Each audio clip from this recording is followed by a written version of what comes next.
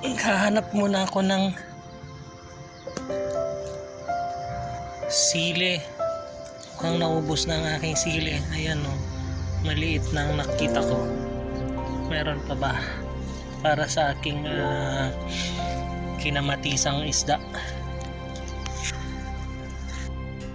Mag-harvest din ako ng ilang piraso, 2 pirasong kalamansi para sa aking kinamatisang isda.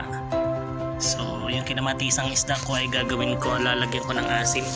At ngayon ay ang ipang-aasim natin ay kalamansi. So ito, tama na siguro itong 2 to.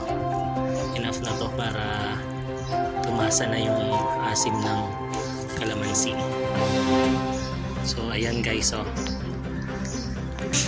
At mukhang marami yung mga susunod na bunga, oh, ng ating tanim na kalamansi dito sa ating likod bahay. Ayan guys, oh. Sa paso lang yan nakatanim, dwarf kalamansi, diba? So pag dumami yan, pag bumunga lahat yan, pag tumuloy lahat yan, napakarami yan. Ang dami na yan ng mga buko.